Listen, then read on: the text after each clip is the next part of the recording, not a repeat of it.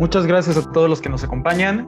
Vamos a comenzar con este webinar de reforma de subcontratación, un tema importantísimo, presentado por The Adecco Group y Clúster Industrial, Enlazando Negocios. Bienvenidos, yo soy Adrián Martínez.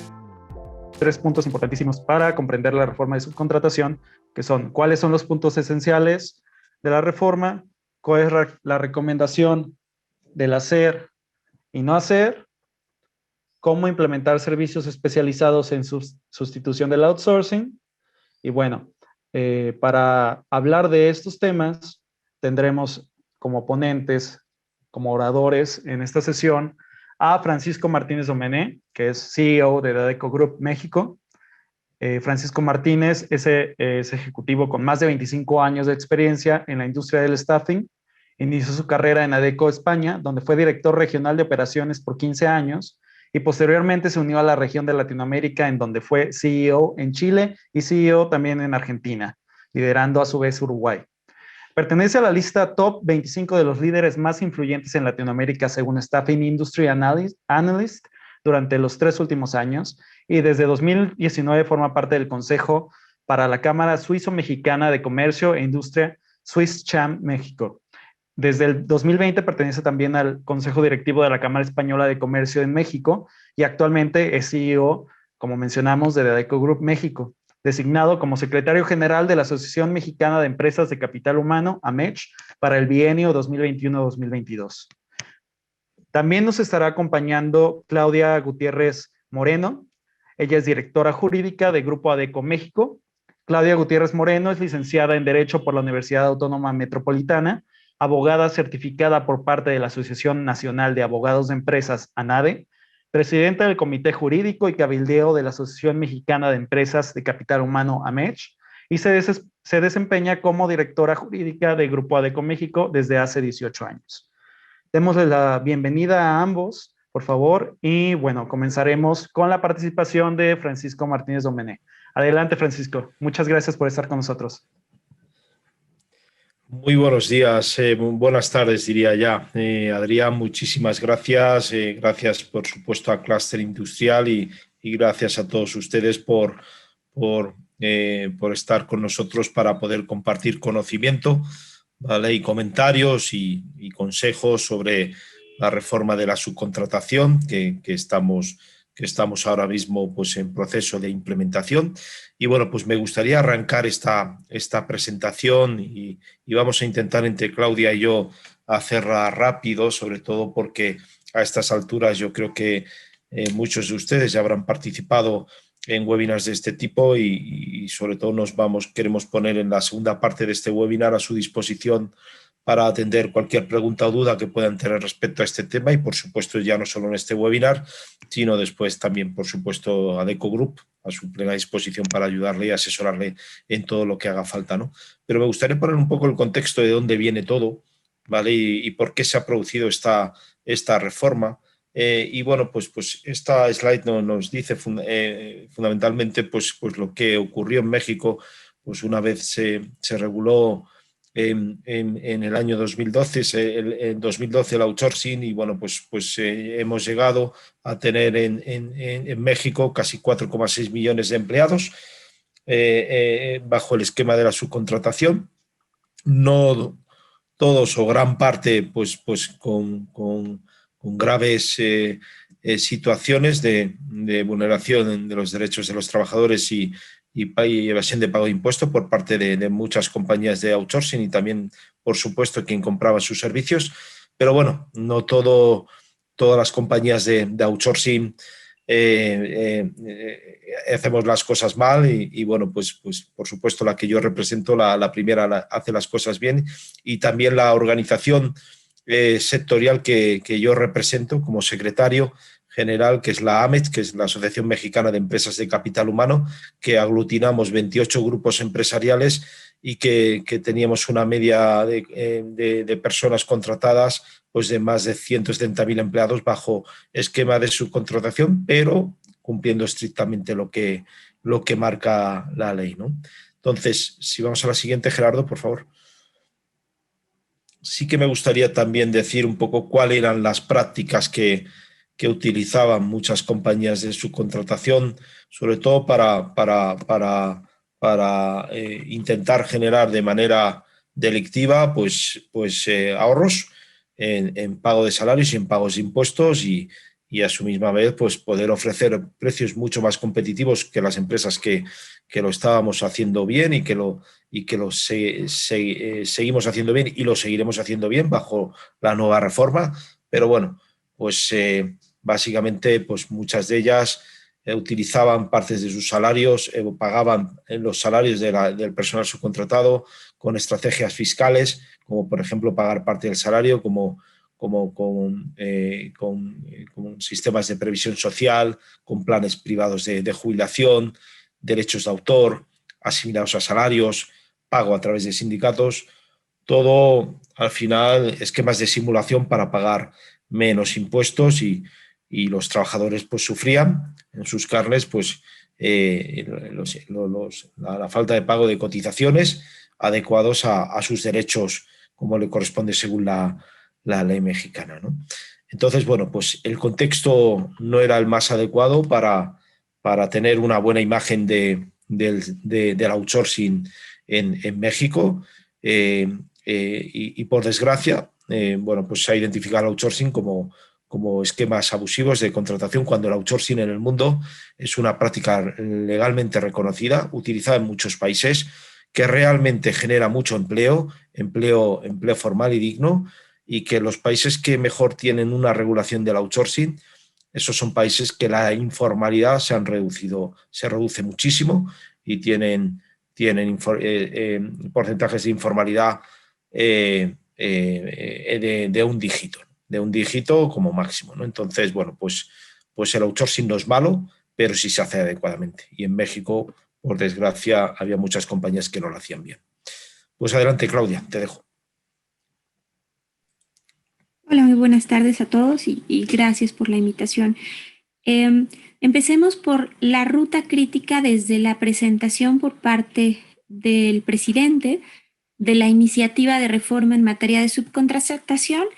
En noviembre de 2020 se presenta la iniciativa de manera inmediata. Todas las cúpulas empresariales lanzan sus extrañamientos y se empieza a trabajar en mesas de alto nivel que al final del día trajeron como resultado cambios importantes en esta iniciativa, como la introducción de los servicios compartidos al interior de grupos empresariales que no estaba previsto en el documento original, además también de cambios relevantes en los artículos transitorios. Recordemos todos que se contemplaba originalmente la aprobación express de esta iniciativa. Sin embargo, en este proceso de negociación en el que intervinieron tanto el sector patronal, el sector obrero, representado a través de los sindicatos y la Secretaría del Trabajo, se pudo llegar a consensos y quizá el tema más álgido, no tan ligado a subcontratación externa, sino a subcontratación interna, esto es insourcing, fue el tema de PTU y me parece que en este punto recayó buena parte del proceso de negociación. Aquí se muestra un poco cuál fue el proceso que se vivió, las discusiones en cada una de las cámaras, parlamento abierto, hasta llegar a un consenso que nos lleva a la publicación de la reforma el 23 de abril del 2021, con entrada en vigor al día siguiente de su publicación. Adelante con el siguiente slide. ¿Cuáles son los puntos más importantes de esta reforma? En primera instancia, la prohibición a la subcontratación de personal. Sin embargo, se permite la subcontratación de servicios especializados u obras especializadas, con la limitante de que no pueden formar parte del objeto social ni de la actividad económica preponderante de la empresa usuaria, esto es del contratante. Es importante resaltar que la actividad económica preponderante nos lleva a la legislación fiscal y prácticamente estamos ligándolo a la principal fuente de ingreso de la empresa. Por lo que hace al mismo grupo empresarial, mencionaba previamente que durante el proceso de negociación se incluyó la posibilidad de poder dar servicios compartidos al interior del grupo empresarial, exactamente con la misma limitante: tiene que estar fuera del objeto social o actividad preponderante, y tanto para los servicios especializados de manera externa como los servicios compartidos al interior de los grupos empresariales, se establece la obligación de contar con el registro a través de la Secretaría del Trabajo, el registro en el REPSE, que veremos más adelante, como requisito, además de deducibilidad y acreditamiento en términos de impuesto sobre la renta e impuesto al valor agregado. Respecto al tema de PTU que mencionaba antes, fue uno de los puntos más complejos en el proceso de negociación en las mesas de alto nivel. Al final del día, el acuerdo fue toparlo en 3 meses de salario o el promedio de los últimos 3 años, lo que sea más benéfico para los trabajadores. Adelante.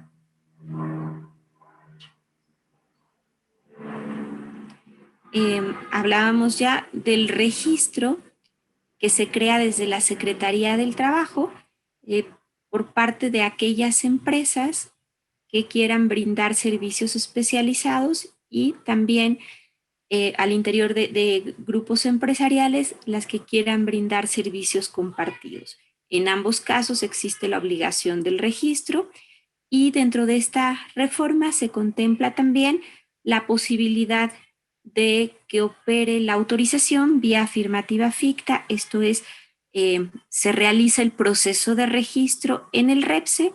Si no se obtiene una respuesta por parte de la Secretaría en un plazo de 20 días hábiles, se le debe requerir para que conteste, y si no lo hace en los 3 días siguientes, entonces aplicará la autorización vía afirmativa ficta.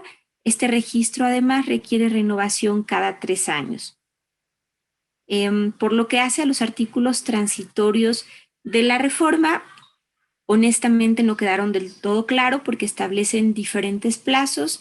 Entra en vigor al día siguiente de su publicación.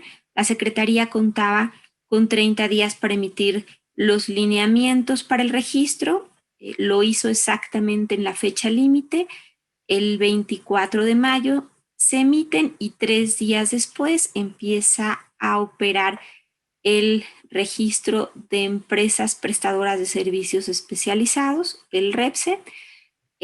Las empresas contamos con un plazo de 90 días para gestionar y obtener nuestro registro, contados a partir del 24 de mayo.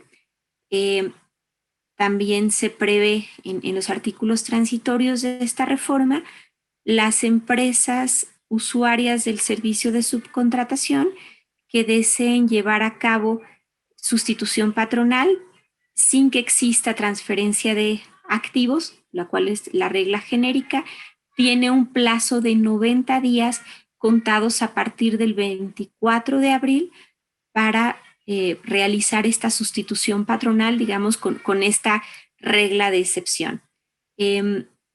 También un plazo importante es la entrada en vigor de los cambios fiscales.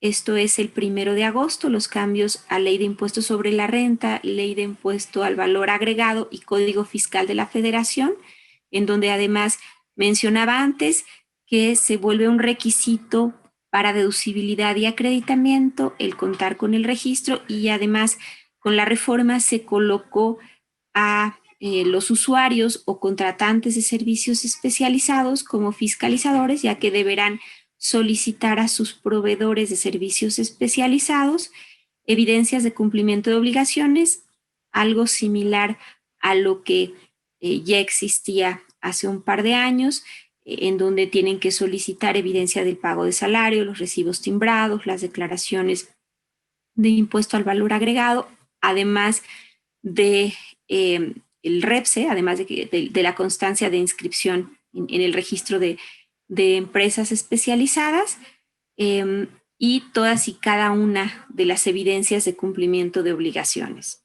Adelante. Ese es el registro de prestadoras de servicios especializados u obras especializadas. Mencionaba que aun cuando se da a conocer el 24 de mayo, tarda 2 días más en estar operativa la plataforma. ¿Cómo funciona el REPSE y cuáles son los requisitos para inscribirse? Primero, se requiere la puesta a disposición de personal. Esto es, no aplica para servicios no laborales, por ejemplo, un despacho contable que simplemente realiza una asesoría a su cliente desde sus propias oficinas y sin el envío de personal a las instalaciones de su cliente, no estaría obligado al registro. Además, recordemos también que los servicios especializados implican una responsabilidad solidaria entre prestadoras de servicios especializados y usuarios de los mismos. Entonces, el primer elemento para determinar si existe o no la obligación de inscribirse es la puesta a disposición de personal. El primer filtro que nos pide la plataforma para inscribirnos es la e-firma de la empresa en cuestión y después opinión positiva ante el SAT, constancia de no adeudo de IMSS e Infonavit. Son, digamos, el primer filtro para acceder al proceso de registro. Después tenemos que transcribir el objeto social, marcar las actividades que deseamos registrar y además se debe llenar un cuestionario por cada una de las actividades en registro y evidentemente dar toda la información que nos va solicitando la plataforma para avanzar en dicho proceso. Inclusive nos pregunta sobre nuestros clientes activos, sobre el proceso de capacitación que llevamos a cabo con nuestros empleados, sobre si realizamos pago de PTU en los últimos 3 años, cuál fue el promedio de este pago respectivo, cuál es el promedio de salario que perciben nuestros empleados y preguntas de este tipo. Es una plataforma muy extensa, también hoy presenta algunos problemas. Entendemos que ya está sufriendo alguna saturación y hay de repente problemas para poder subir la información o poder registrarse y entendemos que conforme avancen los días cada vez la saturación que vive la plataforma se irá incrementando, pero pues estamos obligados a ello y simplemente es tener paciencia y poder concluir el proceso. Adelante. Doy paso a Francisco para compartir cuáles son nuestras valoraciones o nuestros comentarios a grandes rasgos. Ya mencionábamos, es el tema de estar fuera del objeto social y algunas inconsistencias en los plazos transitorios. También para el gobierno, el periodo de aplicación es a partir de 2022, entonces se ha criticado mucho esta diferencia entre el sector privado y el sector público en el sentido de que el periodo de implementación es demasiado corto para las empresas, aunado además a esta saturación que vive la plataforma y alguna problemática adicional que tienen las propias dependencias, especialmente Infonavit, para el envío correcto y puntual de información a la misma. Entonces, bueno, pues desde nuestro punto de vista, el plazo de implementación no es suficiente. Inclusive ya hay varias voces que se elevan mencionando la necesidad de una prórroga a fin de que las empresas puedan realizar todas y cada una de las obligaciones previstas en la nueva disposición en tiempo y forma, ya que esto es bastante corto, digamos, el tiempo que representa, sobre todo porque involucra citas ante la autoridad, quien tenga que darse de alta ante IMSS, ante Infonavit, ante Infonacot. Las citas no son tan rápidas como se esperaría, entonces esto también puede representar retrasos para poder llevar a cabo el proceso. Y bueno, pues al final del día un poco reforzando lo que mencionaba Francisco, esto desafortunadamente incrementará el desempleo y la informalidad, ya que no todas las empresas podrán contratar en tiempo y forma al personal. Muchos están retomando las opciones de contratación por honorarios, ya que esta no está prohibida. Sin embargo, pues esto evidentemente afecta a las instituciones de seguridad social, que no estarían percibiendo cuotas, y creemos que es contrario a lo que se buscaba con esta reforma, pero desafortunadamente es una de las consecuencias que trae. Y bueno, pues nos lleva a un mercado más rígido, menos competitivo. Además, no se incorporó el trabajo temporal, a pesar de que desde el sector de subcontratación se insistió mucho en la necesidad de regular el trabajo temporal. Esta iniciativa no lo retoma. Adelante.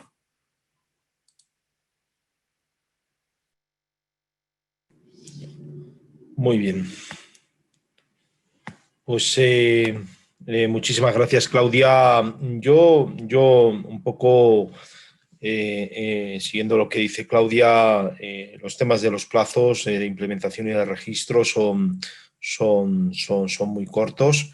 Está claro, ya aceptamos que hay una reforma, una restricción a la subcontratación, pero el tiempo de implementación es muy... Ya hay voces, hoy, por ejemplo, también salen unas declaraciones mías en Reforma, ¿vale?, recomendando y solicitando pues que se reconsidere una ampliación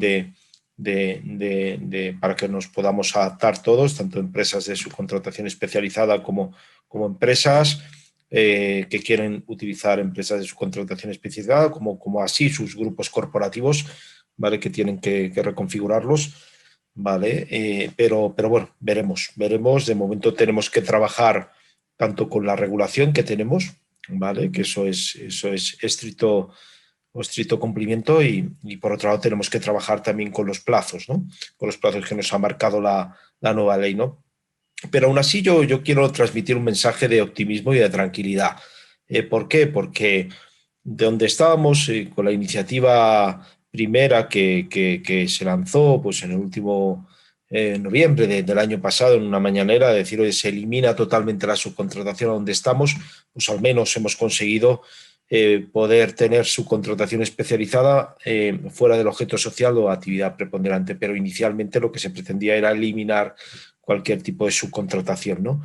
Eso haría, pues si ya, como comentaba Claudia, pues que tuviéramos un mercado laboral mucho, rígido como el que vamos a tener y poco competitivo en tener herramientas de contratación que nos ayuden a gestionar, a flexibilizar, a eficientar nuestras compañías, no en materia de costos, sino recibir ayuda externa para ciertos periodos o lo que sea, ¿no?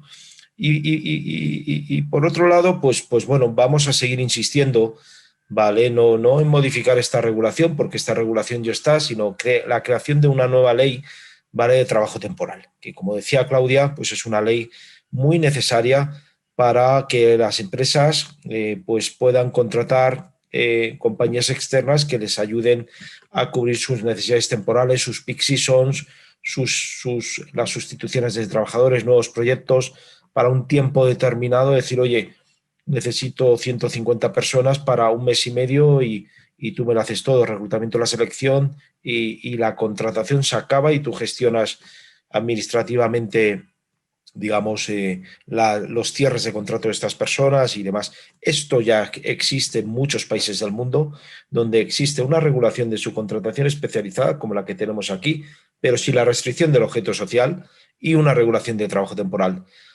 Yo, como representante de Amex, vamos a seguir insistiendo en que haya una regulación específica para trabajo temporal, ¿no? Pero bueno, de momento es lo que tenemos y con eso tenemos que trabajar. Y les quiero transmitir un mensaje de tranquilidad porque sobre todo van a poder seguir subcontratando y sobre todo no hagan caso de determinados asesores que van diciendo que hay que internalizar absolutamente todo. Y no es cierto, y no es así, y no se dejen asesorar de esa manera, porque todavía la ley permite subcontratar ciertas áreas de su compañía que les pueden dar, digamos, una cierta flexibilidad y demás, ¿no? Entonces, yo les voy a contar un poco cómo lo estamos planteando nosotros como compañía y sobre todo cómo estamos trabajando con nuestros clientes para poder seguir subcontratando de manera especializada y cumpliendo estrictamente la ley. Gerardo, si avanzamos, por favor. Bueno, pues nosotros al final, como saben, somos una multinacional y nosotros no nos hemos inventado esto, sino ya veníamos trabajando desde los últimos años en servicios especializados, aparte del outsourcing generalista y normal, pero también con nuestros colegas de España, Italia y Colombia y también Japón, donde ya tiene una regulación de subcontratación especializada mucho más robusta y con muchos años, ¿no? Entonces, hemos trabajado durante estos meses precisamente en ese modelo, ¿no? Al final, Adecco Group se organiza en 4 grandes divisiones, una para servicios especializados industriales y logísticos y agro, otro para una división para servicios de back office y office, ahora entraré un poquito más al detalle, otro para servicios de sales and marketing, todo lo que tiene que ver con ventas, ¿vale? Y la 4ª división es para servicios de tecnología de la información y servicios de salud ocupacional, a través de una sola división que se llama Expert Healthcare y Expert IT. Si avanzamos, Gerardo, rápidamente para pasar a la ronda de preguntas. Con todo esto yo le quiero mostrar ejemplos, ¿no? Y decir, señores, si ustedes tienen un área o un proceso o una actividad, ¿vale? Que está fuera del objeto social o de su actividad preponderante, esto lo van a poder hacer con una compañía como Adecco o como otras que hay en el mercado, ¿no? Entonces, con nuestra experiencia de este mes, incluso ya os diría, pues un poco más, porque ya avanzábamos con algunos clientes un poco por donde venía la actividad, nos dimos cuenta y muchos clientes nuestros se dieron cuenta que hay muchas áreas que pueden seguir subcontratando, ¿vale? Por ejemplo, pues clientes que nos están contratando la división Industrial Logistics, ¿vale? Pues están subcontratando de manera especializada con nosotros servicios de logística y almacén, todo eso que ven aquí, procesos de supply chain, gestión de almacenes, distribución, logística inversa, maquila industrial especializada, por ejemplo, procesos de verificación de calidad de piezas, muy habitual en todo lo que tiene que ver pues, el sector automoción, parte de líneas de producción, lanzamientos y arranques de línea, y eso si está fuera de su objeto social o actividad preponderante, lo van a poder contratar con una empresa como Adecco a través de una división especializada y que tenga un registro, ¿vale?, autorizado por la Secretaría de Trabajo. O servicio de transportación, ¿vale?, pues que puedan contratar pues con nosotros, ¿no? Y bueno, y específicamente para el sector agrícola, pues también damos servicios especializados en todo lo que ven ustedes ahí, ¿no? Si avanzamos a la siguiente. La segunda división es la división Office y ustedes van a poder contratar, ¿vale? Reitero, fuera de su objeto social actividad preponderante, áreas de Workplace Management, ¿vale? Centros de servicio o servicios de staff. Por ejemplo, en Workplace Management hablamos de recepciones. ¿Quién tiene el objeto social? En el objeto social o la actividad preponderante, la recepción de su compañía o el control de accesos o la mensajería interna, los computadores, los choferes, ¿vale? La gestión de espacios, mantenimiento, gestión de eventos, todo eso seguramente habría que hacer un análisis de su objeto social o su actividad preponderante, ¿vale? Pero eso lo van a poder hacer. Centros de servicio, centros de atención telefónica, servicios de back office, por ejemplo, ¿no? Que lo pueden hacer con una compañía como nosotros o bien a través de una compañía de su grupo, porque la ley permite también que ustedes puedan tener una compañía satélite que dé un servicio especializado al resto de compañías de su grupo, siempre y cuando esa empresa se registre en el REPSE como si fuera una compañía de servicios especializados. Fue una de las cosas que permitió la regulación, ¿vale? No es el insourcing, pero es una empresa de su grupo que le pueda dar servicio administrativo o de otro tipo al resto de empresas de su compañía, siempre y cuando esa empresa esté fuera del objeto social o de la actividad preponderante de las compañías que reciban el servicio, ¿vale? Si avanzamos, por favor, para hablar de la tercera división, que es la división de Sales and Marketing, pues lo mismo, ¿no?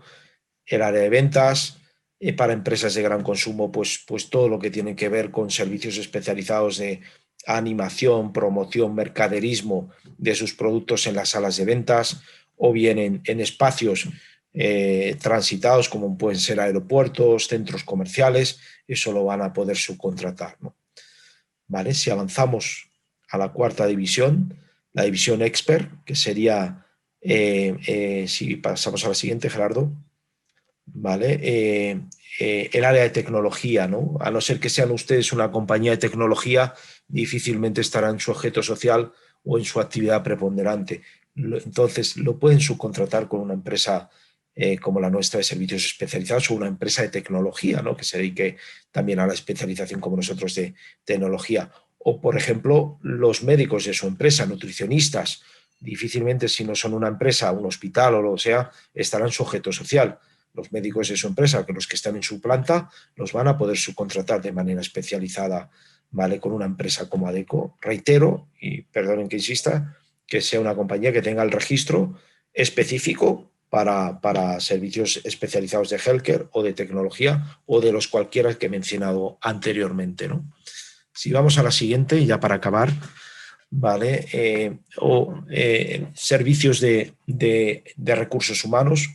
Por ejemplo, muchas compañías nos están demandando que como tienen que internalizar parte o todo lo que tenían subcontratado, nos están diciendo, señores de Adecco, ayúdennos al reclutamiento, a la selección, a la administración, a la máquina de la nómina, hasta incluso quiero que me den su onboarding. Eso lo van a poder hacer. Difícilmente estará en su objeto social o actividad preponderante servicios de apoyo en gestión de recursos humanos, ¿no? Y si vamos a la siguiente, Gerardo, ya la última para acabar, ¿vale? ¿Cuál es nuestra recomendación si ustedes están trabajando con una compañía de outsourcing generalista o quieren trabajar con una compañía de servicios especializados? Sobre todo, pues que hagan un buen análisis conjuntamente con su proveedor de su objeto social, de su actividad preponderante y analicen dentro de su mapa o áreas que tengan en la compañía qué áreas, actividades o procesos van a poder seguir subcontratando de manera especializada, ¿no? Y en nuestro caso lo que estamos haciendo es todos esos análisis, incluso con empresas que tenemos un volumen importante, workshops de trabajo con stakeholders del cliente, nosotros, el área legal, el área de operaciones, el área de recursos humanos, para decidir lo que se puede hacer y lo que no se puede hacer. A partir de ahí, si se decide que hay un área o proceso o actividad que se puede hacer, pues lo que estamos haciendo es canalizarlo a través de una de estas 4 divisiones que ustedes han visto, ¿no? Por supuesto, vamos a tener todas las sociedades registradas con su objeto social especializado para que esté todo bien armado y a partir de agosto los contratos de servicios especializados tengan todos los requisitos que marca la ley con su número de registro, con el número de personas que van a dar el servicio y demás. Y recuerden, por favor, o sea, esta ley es muy fiscalizadora.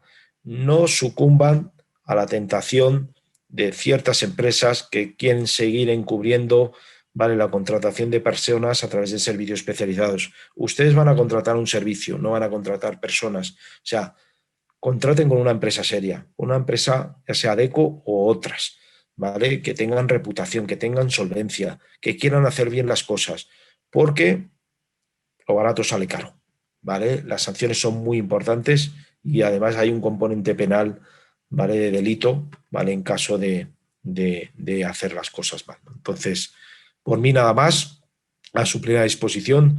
Espero que les hayamos compartido conocimiento y ejemplos muy prácticos de que se pueden seguir haciendo cosas dentro del marco de la nueva ley. Pues muchísimas gracias y damos paso a las preguntas. Gracias, Francisco.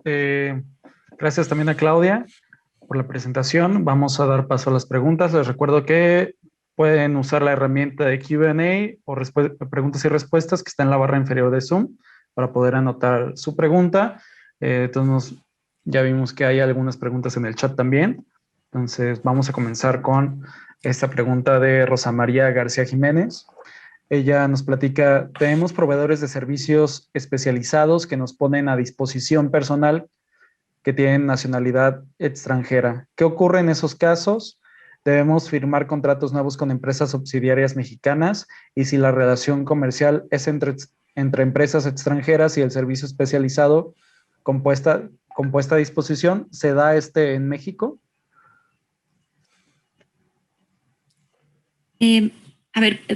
Espero haber entendido bien la pregunta. Si estamos hablando de que su proveedor de servicio les provea servicios especializados con empleados extranjeros, además, evidentemente, la empresa debe tener constancia de empleador expedida por el Instituto Nacional de Migración para poder tener extranjeros. Eso de manera independiente al tema de la reforma. Si se habla de que los clientes son empresas extranjeras y que el servicio se brinda en México, ahí quizá el único factor diferenciador es que la empresa extranjera, al no estar legalmente constituida en México, no tiene un objeto social en el cual en el cual se tuviera que revisar que el servicio no forme parte del objeto social y evidentemente tampoco tendrá una constancia de situación fiscal para identificar cuál es la actividad preponderante. Entonces ahí la restricción operaría de manera un poco distinta. Ese digamos que sería la variante para clientes extranjeros y por lo que hace a empleados extranjeros simplemente adicional se requiere la constancia de empleador por parte del Instituto Nacional de Migración.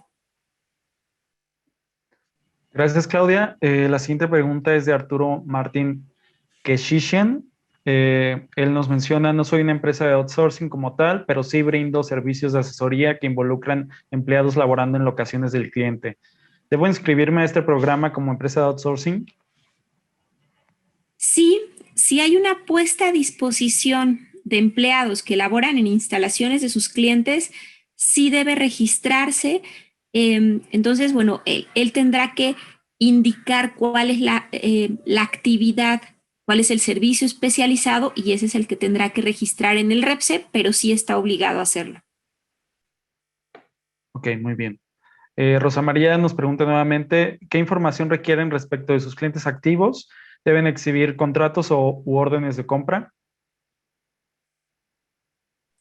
¿Qué estamos validando en este momento con todos y cada uno de nuestros clientes activos? Objeto social y actividad preponderante para validar que sea compatible con un servicio especializado. Se generarán nuevos contratos, evidentemente de servicios especializados, en los que, como bien mencionaba Francisco, se indicará el número de registro y el número de empleados especializados involucrados en la prestación del servicio, de acuerdo a lo que se establece en la reforma. Entonces sí se harán estos ajustes y esto sería la información necesaria para hacerlo. Ok, muy bien.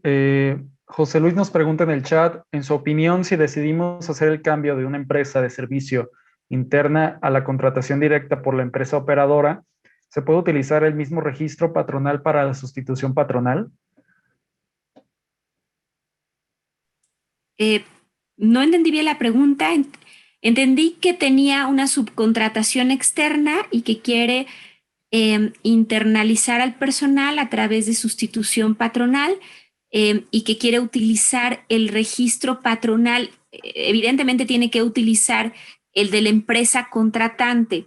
Recordemos que dentro de los artículos transitorios se establecen las reglas para poder traer en la sustitución patronal, digamos, la clase de riesgo con la que venía cotizando el personal externalizado. Quizá a eso se refiere, y sí, se puede traer la clase de riesgo, pero el registro patronal con el que se tienen que contratar es el de la empresa usuaria o contratante, no el de la contratista. Ok, muy bien. Arturo Barbosa nos pregunta, ¿qué pasa con nuestros proveedores de limpieza, comedor y transporte? ¿Entran en este esquema? ¿Y qué hago si termino mi contrato laboral con ellos? El mismo caso, si el proveedor de limpieza, el proveedor de comedor y cualquier otro tiene empleados que laboran en instalaciones de sus clientes, sí tienen que registrarse, y lo que cambian son los contratos mercantiles, no necesariamente los contratos laborales con el personal. Entonces, ahí ese sería el cambio, y sí tienen que registrarse, y en el caso de la empresa usuaria o contratante debe solicitar el registro a sus proveedores. Ok, muy bien. Pedro Miranda nos pregunta también, ¿hasta qué punto podemos estirar la liga de señalar nuestras actividades preponderantes como posibles formas de subcontratación? Por ejemplo, en la industria maquiladora tenemos picos de producción y se necesita integrar más trabajadores a la línea, pero no podemos tener siempre esta cantidad de trabajadores. Gracias. Es justamente lo que mencionábamos sobre el trabajo temporal. Para nosotros es muy clara la necesidad de que esta figura esté regulada. Desafortunadamente, como les decía, no se incorporó en esta reforma. Entonces, pues tiene dos opciones. Si esta necesidad no se encuentra dentro de su objeto social y actividad preponderante, puede contratar a un proveedor para que le provea estos servicios por la temporalidad que los requiera. Si está dentro de su objeto social y actividad preponderante, entonces desafortunadamente tiene que contratarlos de forma directa. La única ayuda que le puede prestar una empresa como la nuestra son servicios de reclutamiento y selección y administración de personal, pero ustedes deben ser el patrón. No, nosotros no podemos, en ese caso no podemos ser. Para complementar actividades temporales, en actividades que son core o de su objeto social, no podemos dar el servicio especializado. Muy bien. Bueno, Andrea nos pregunta cómo funciona en el caso que el contrato comercial se tenga entre entidades legales extranjeras, pero que haya personal asignado en México y el cliente se esté beneficiando de este servicio localmente.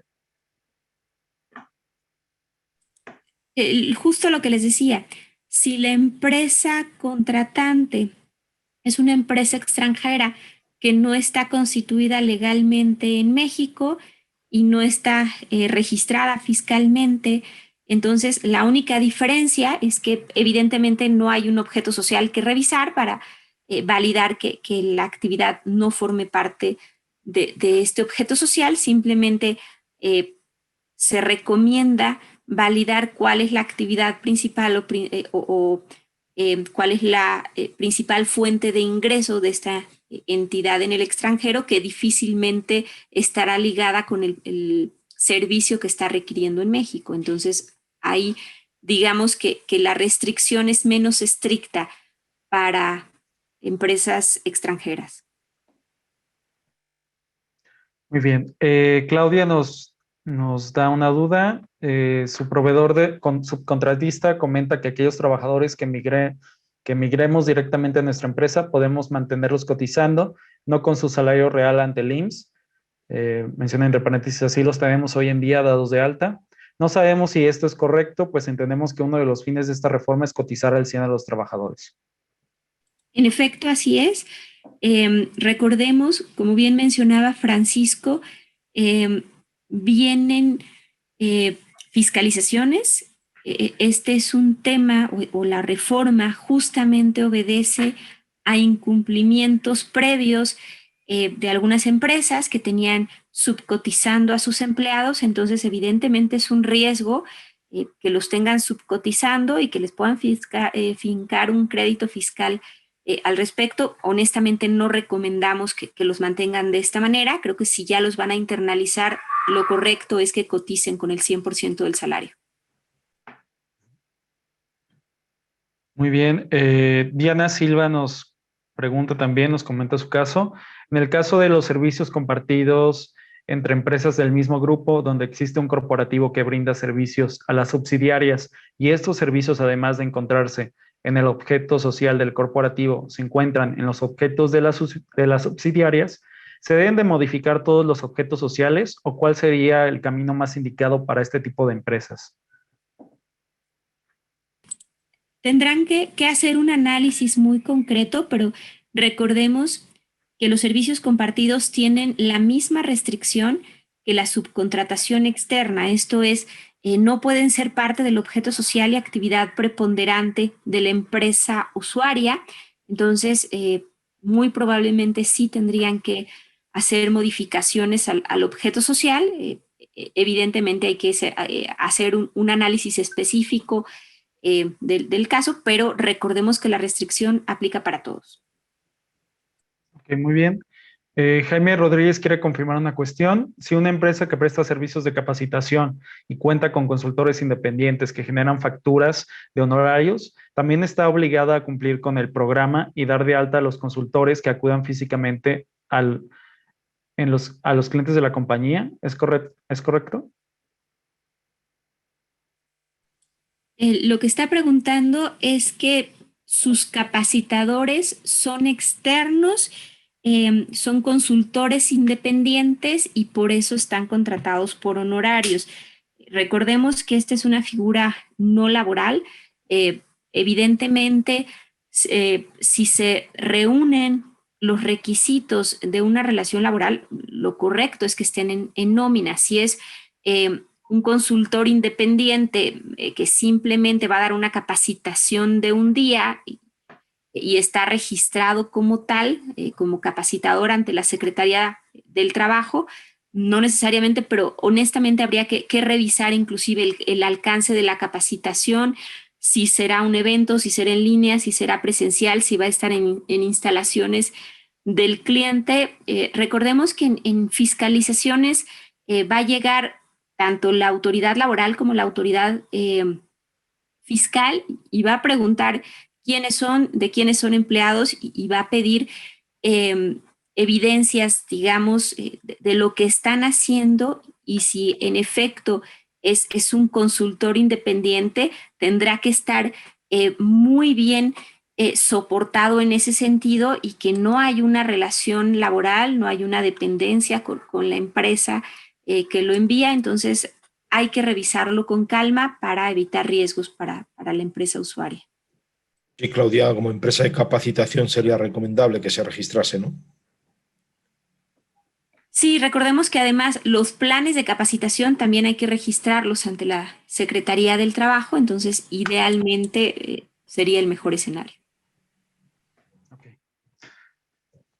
Adolfo Cacique nos menciona otra vez el tema sobre personal extranjero. Creo que por ahí quedó alguna duda.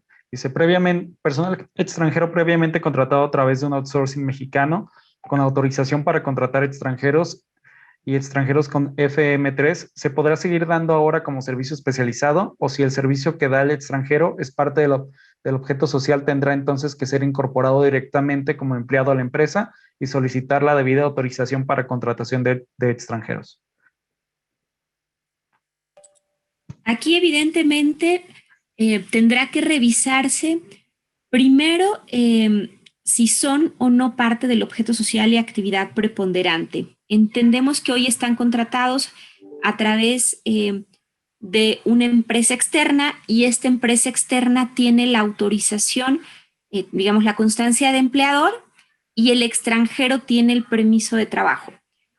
Si es compatible con un servicio especializado, la empresa que lo contrate evidentemente tiene la constancia de empleador. Si van a internalizarlos, la empresa contratante también debe contar con la constancia de empleador y evidentemente también el extranjero tendrá que renovar su permiso de trabajo. Entonces, ahí hay pasos adicionales que llevar a cabo. Si la empresa usuaria siempre contrataba a un externo para el tema de extranjeros. Si no tiene una constancia de empleador, pues tendrá que empezar a gestionarla porque no es un tema sencillo y no es un tema rápido de obtener. Entonces, sería sumar un paso adicional en el caso de que haya decidido internalizar. Muy bien. Sergio Delgado nos pregunta, ¿el aviso de sustitución patronal a los empleados es un escrito libre? ¿Tiene que incluir el desglose del salario, prestaciones, fecha de antigüedad o puede ser enunciativa, solo manifestando que se respetará la antigüedad, salario y prestaciones sin tener que ser específico? Normalmente sí tiene que incluir el detalle, sobre todo el IMSS lo pide. A este respecto, por ejemplo, el Instituto Mexicano del Seguro Social tiene ya un canal, un correo electrónico, dentro de su página tiene una liga específica justo para todo este tema de sustitución patronal. Ellos están muy abiertos a resolver todas las inquietudes que puedan surgir al respecto y desde el primer momento ya han establecido canales para resolver cualquier inquietud. Entonces, ahí la recomendación es que lo revisen directamente con el IMSS, pero sí pide todo el nivel de detalle. Muy bien. Bueno, creo que por tiempo hay muchas preguntas todavía. Bueno, vamos a pasar una última de Mari Carmen Medrano. Dice, con relación a la PTU, ¿el tope es de 3 meses de salario devengado o el promedio de los 3 últimos años de PTU pagada? Ambos, lo que sea más benéfico para los trabajadores. Muy bien.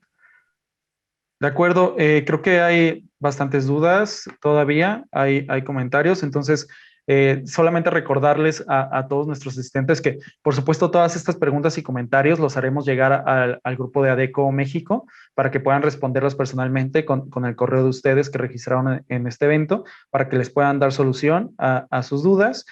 También recordarles que si necesitan ver nuevamente la presentación para resolver algún tema o recordar algún dato específico, van a poder verla en nuestro canal de YouTube, que por ahí mi compañero Martín les compartió el enlace al canal para que se puedan suscribir y volver a ver esta presentación en cuanto puedan, que a partir de mañana estará ya en nuestro canal.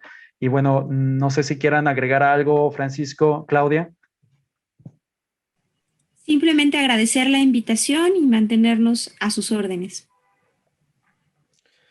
Sí, muchísimas gracias, Adrián, gracias al Clúster Industrial y gracias a todos ustedes. Y bueno, como decía Adrián, estamos a su disposición, a la orden, para resolver estas dudas, para asesorarles en lo que haga falta y sobre todo mi última recomendación, pues que si van a subcontratar servicios especializados, que sean con empresas serias, solventes y que realmente me den consejos alineados totalmente a la ley.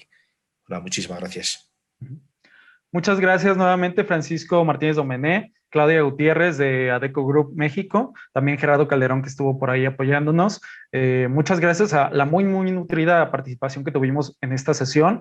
Yo creo que será un tema todavía del que hay que hablar mucho, entonces estaremos en contacto con ADECO Group para seguirles compartiendo información al respecto en Clúster Industrial, en todos nuestros medios y redes sociales. Recuerden que este material va a estar disponible en nuestro canal de YouTube y también se les enviará por correo a todos los que se registraron, así como enviaremos las dudas que quedaron al grupo de ADECO para que puedan darles respuesta. Muchísimas gracias a todos y que tengan una excelente tarde. Hasta luego.